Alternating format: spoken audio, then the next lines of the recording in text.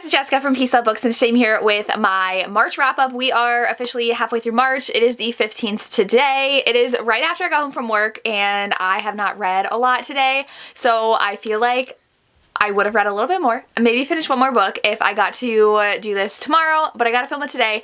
So I've read 12 books, which is pretty good. I actually am going through my physical TBR really quickly this month. I have 7 of the 12 I own physically. However, only 2 of those I read physically. So I only read 2 physical out of the 12. The others I read as ebooks or audiobooks. So I'm glad I'm getting through my TBR though, because I own so many physical books and then I don't read them. I always end up reading on my Kindle, or I have all these audiobooks I want to get to. So I have 12 books, and the last 2 I cannot tell you how I felt because they're for a reading vlog, which I'll explain when I get to them. So the first book was actually a audiobook, and I got it from an Audible sale sometime when they were having a big sale. I bought the entire series, and that's Unraveling Him by KINGSLEY.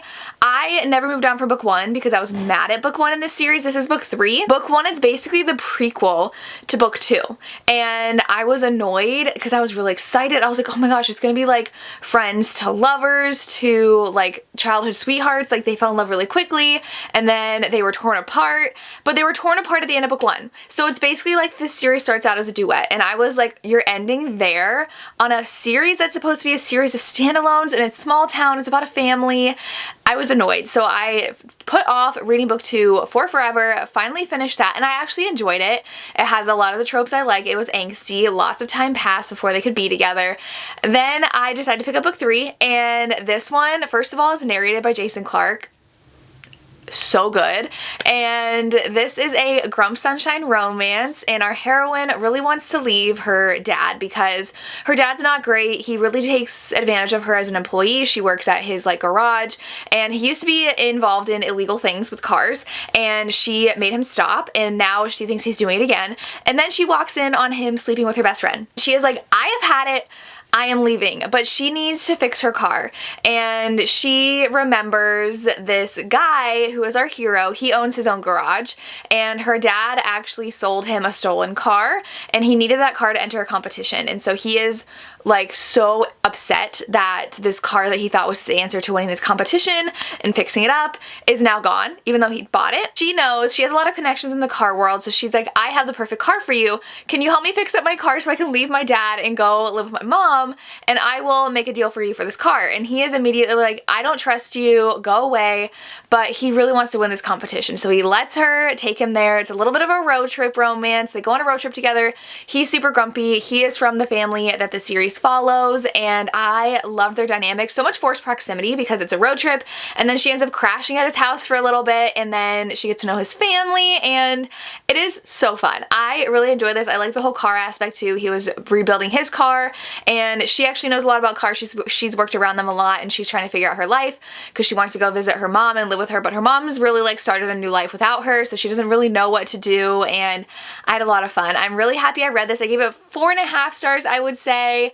I love this series after getting over the hurdle of book 1 and 2. Really just book 1. I really liked book 2, and I liked book 1, but I was like annoyed that it ended on a cliffhanger. So I love this series. I'm super excited to continue on. Then I actually have this physical copy, and I read it as an e-arc on my Kindle because it was a lot easier. Reading on my Kindle while I'm working is so easy because I read when I run on my iPad, and that automatically transfers to my Kindle when I bring that to school and read if I have any free time, like during my lunch, and then I'm lying in bed. I love reading my Kindle. I normally lay on my side when I read, and it's so much easier reading a Kindle. So I read The Neighbor Favor by Christina Forrest. I do have an author interview with Christina Forrest up on my channel if you're interested in watching.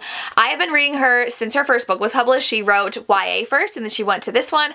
This one was so cute. So this one just, I feel like, is part of like the cozy romances that are so relatable and very bookish. Our heroine loves books. She loves publishing. She really wants to work in fantasy publishing for children, and she's kind of stuck in a rut because she is the assistant to a publisher who is a nonfiction publisher, so she doesn't love her work. She's applying to like every job she can, and she sees that her favorite author, who only wrote 1 book, is very mysterious, has a website now, and she decides to email him and say, I love your books. And then they start a a correspondence. So the very beginning of the book is all, I don't know how long it is in the actual paperback. So the first like 50 pages is just emails, and it goes by very fast. So we have the first chapter, and then we have all their emails together. So they email back and forth and actually start falling for each other over these months, and then he ghosts her. And I was so mad. I was like, what are you doing? He ghosts her. He ends up moving to New York and moving into her building, not knowing each other. He realizes soon that she's the one he was emailing because of all the different details that she gave about herself. She was a lot more open than he was, and so now he's freaking out because he really likes her, and they started hanging out, and then he realizes, oh my god, I was emailing her. And he has kind of an existential crisis because he gets a deal for a movie deal for his book and writing more books, but he didn't think that was a dream he could achieve, and he has a lot of baggage with his parents. And our heroine is just very shy and awkward and very much introverted, and she still puts herself out there and goes on dates that her sister set up, and I love her dynamic with her sisters. At one point she brings him home as a friend to like a family barbecue, and I love how he got along with her family. It was a really big point in their relationship that built this connection between them, and I really liked it. But you knew there was a secret looming that he had to tell her he was the one she was writing to, and that he ghosted her, and I really liked it. I loved the characters' journeys they went on because they both were at places in their lives where they knew they were not happy, and or they didn't know how to be happy in that place in their life, and then they fell in love with each other, and I think it was so sweet. I really enjoyed this. I ended up giving it 4.5 stars as well. I just had a really good start to my reading month and could not keep a smile off my face. So many authors I loved, names were dropped in here, like fantasy authors, and if you like a bookish romance, 100% pick this up. For Historical Hellions, we had to push our live show date back a week than we normally do, so it was at the very beginning of March, so I read Vivid for that. This is Beverly Jenkins, and this one is one of her early ones, and I am someone who loves her earlier works. I think her newer stuff is good, but the romances aren't as sweeping as her early stuff in this one.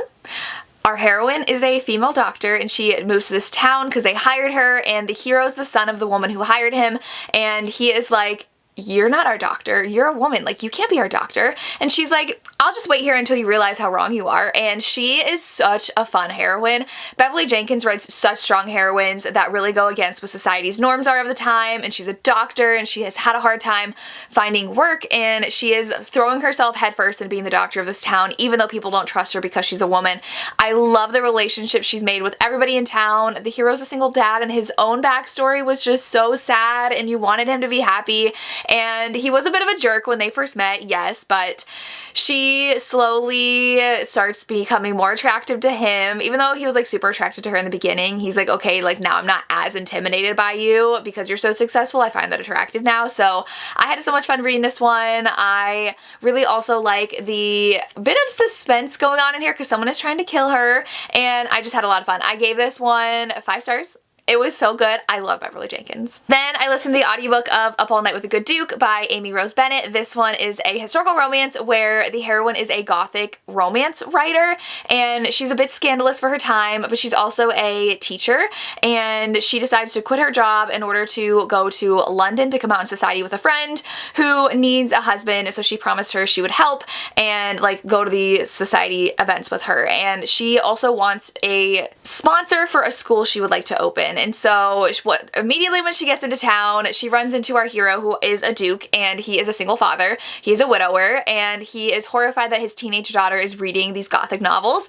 And he runs into her and notices that she's reading them, and he's obviously put off by it, but cannot stop thinking about her. And they keep on running into each other, and then propose a engagement of convenience where they pretend to be engaged because she wants her aunt off of her back and wants it to look like she's engaged, and then also attract some sponsors for her school, and he wants it for his own reasons too. And I had so much fun with this. I really liked the daughter in the story and how it took a while for the heroine to grow on her, but she played a really important role, and I liked how the hero was so protective of the daughter, and there was a bit of a mystery going on because her identity is a secret and someone kind of wants to reveal her identity, and it was fun. I really like bookish heroines like with the previous book I talked about, and I liked the dynamic between the hero and the heroine because they were super attractive attracted to each other and really wanted a physical relationship above anything else, and obviously fell for each other, so 4 to 5 stars for this one. I really loved the audiobook for this one. Then I read Legacy of Shadows by Tessa Hale. This one is a Why Choose Paranormal Romance, and I gave it 4 stars. It's the start of a new series, and I had a lot of fun. I really like Tessa Hale's Why Choose because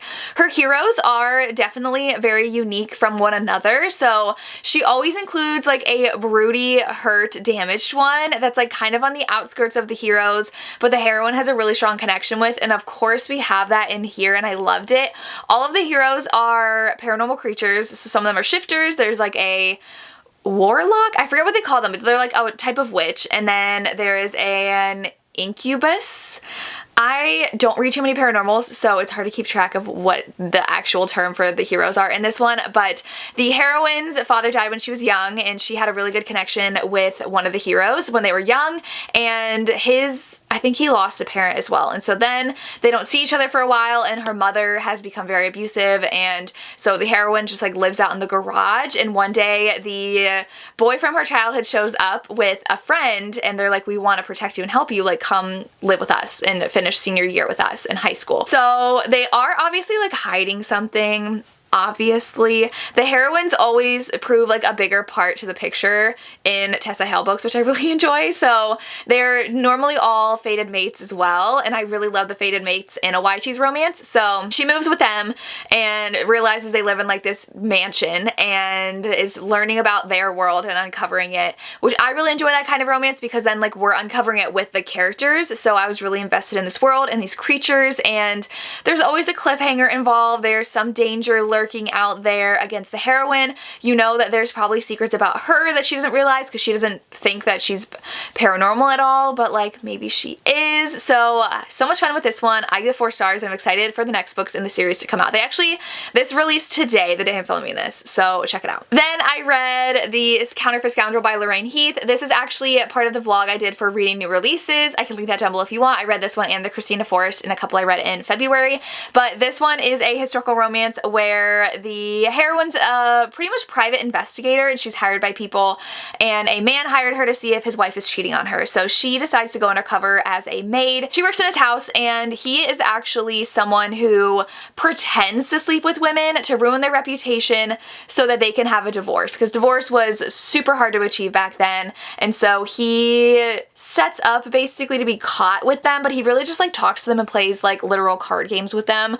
and they are able to divorce husbands, whether it's because they feel trapped in their marriage, they're abused, anything like that. So the heroine ends up working for him, and immediately they like connect, and they're like, oh my gosh, I'm so into you, but she's spying on him and he has other things to do, but he's like, you're hiding something. And so they end up kind of confronting one another, and then something happens where he is framed for murder. So this one is a lot of fun. I really enjoyed their connection. They had such a deep physical connection when they first met, and he really wants something with her, but obviously he's hiding something and she's hiding her real identity of being a private investigator, and I really enjoyed that. And I really did enjoy how the heroine's relationship with her aunt developed too, and her understanding her own parentage and like where she came from, and her connection with her aunt was really sweet, and I really enjoyed that. So this one was a very unique Lorraine Heath romance, and I'd highly recommend picking it up. I don't know if I said, but I gave this 4 stars. Then I read the last 2 books in the National Star series for the read along I was doing with Tori from Novel Life. So I read Need You Now. We did have a live show on Tori's channel.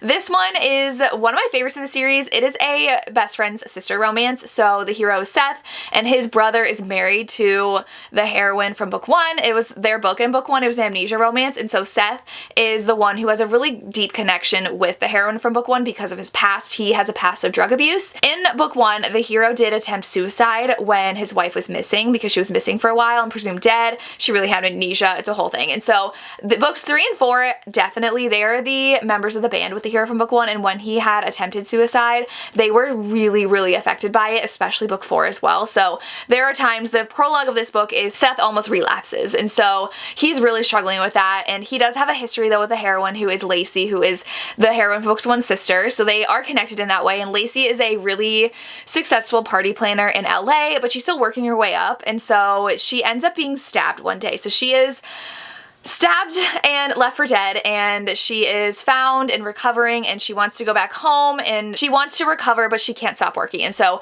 her sister's pregnant and on bed rest, so her sister can't go visit because they're in Nashville, so Seth volunteers to go. Him and Lacey kind of found shelter in one another when her sister was missing because they were both very just falling apart because of it, so they kind of hooked up then.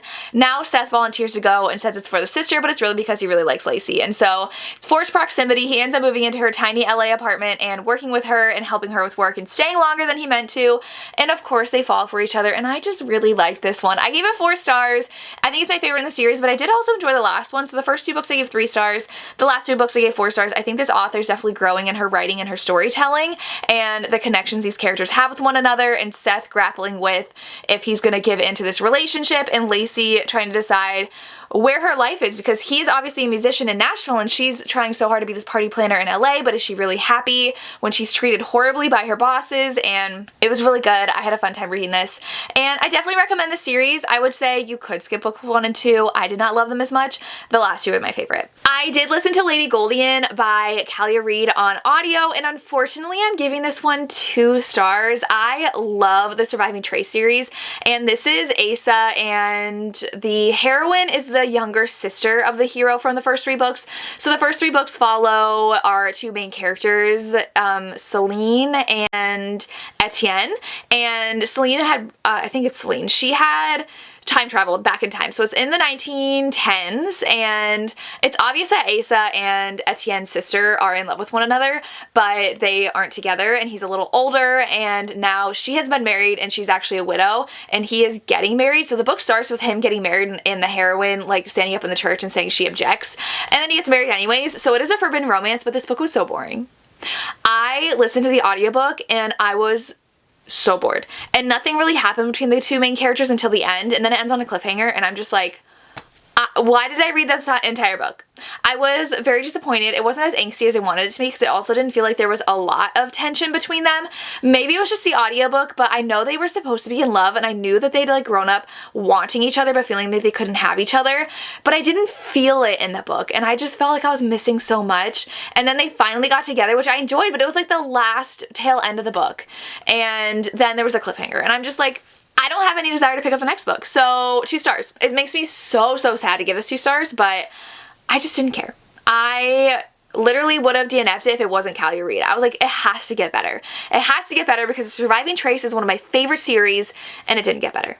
It was just okay. Then the next book I read is Bring You Back by Ava Hunter. This one is a marriage and trouble romance, and so this hero's in the band, and he again was really traumatized and affected by the event that happened with the hero from book 1, so he turns to gambling. So he gambles a lot of their money, he's out all the time, hiding secrets from his wife, and ends up losing her trust and her love, and she wants a divorce because at one point someone he owes money to shows up at their house with the heroine from book 1 there, his wife, and the heroine's baby from book 1. And so they are absolutely horrified about what happened, that the hero let it get that far. So the heroine says, I want a divorce, and she goes back home to her family's farm.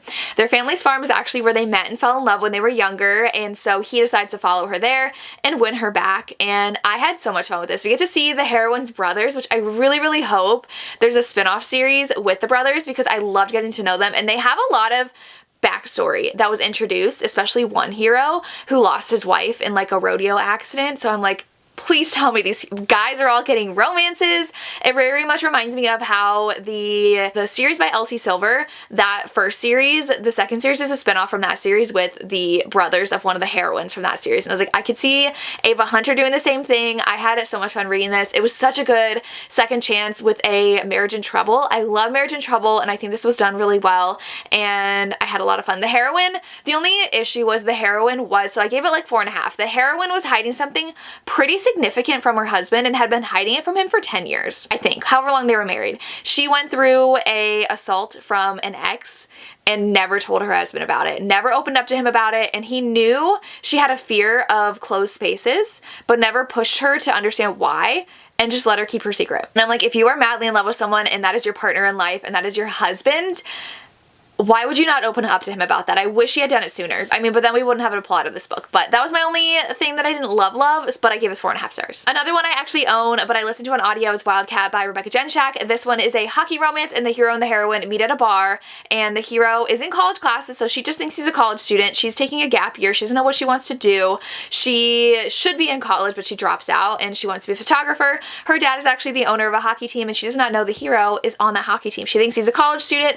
They have a great night together, and she thinks it's his parents' house because it's so nice. It's his house. He owns it because he's a famous hockey player. And the next day they realize that she is the coach's daughter and she'll be working for the team that summer because she is not taking school. And they end up sneaking around together, and the hero's so smitten.